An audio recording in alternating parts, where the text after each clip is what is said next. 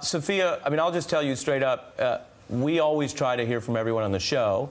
We prepare for the interview, and I want to respect the congressman, and I want to respect his views. To me, what's frustrating about conducting an interview like that is how some of it is counterfactual. So if we can't acknowledge the fact that there is not a constitutional right, according to the Supreme Court in AR-15, and that's half of the discussion, then that's a problem. And I imagine that many viewers, if they haven't already changed the channel, may have already felt that that wasn't the greatest exchange, and my fault if it wasn't.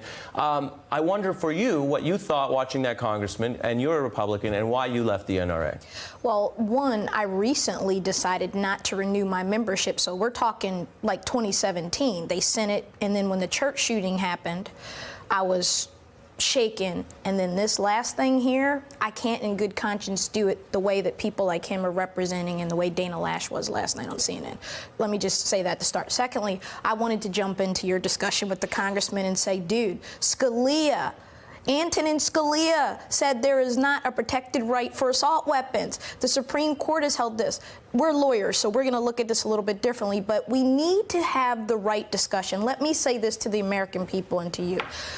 When the founders framed the Constitution, the first 10 amendments, the Bill of Rights, the Second Amendment is no more important than the first, the third, the fifth, or the eighth. That's premise number one. We all need to embrace the entire Bill of Rights and the fact that these young people, the babies that got killed in Connecticut, the young people in Florida, they have the right to be secure in their person. They have the right for unalienable rights granted by God. So we need to have a conversation here where we can be adults, like the kid said, Ari, and there's a middle ground here.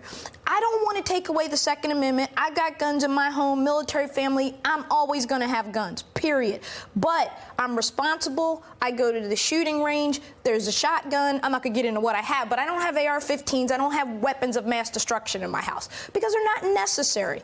And I think that if we can raise the age limit, if we can get rid of these weapons. Did you read the article in The Atlantic about the doctor? That article breaks your heart. Completely. Because when she's talking about the wounds that these kids sustained, Mr. Jamie Gutenberg's dad was on this morning with Joe and Mika, and I was in tears because at the end of the day, he's talking about his daughter's spine was severed with the bullet. I mean, that's horrible. So I think that we, and Republican, like the congressman that you had on before, they try to do a really good job of convincing America that guns are somehow a controversial issue, that this is somehow a divisive issue. It is not a divisive issue. 97% of Republicans favor stricter gun control laws. Most NRA members, like Sophia here, favor stricter gun control laws. It is literally the NRA leadership and the politicians that they have purchased that are saying no, that are stopping the will of the people. There is no reasonable, rational argument for it. There's no constitutional argument for it.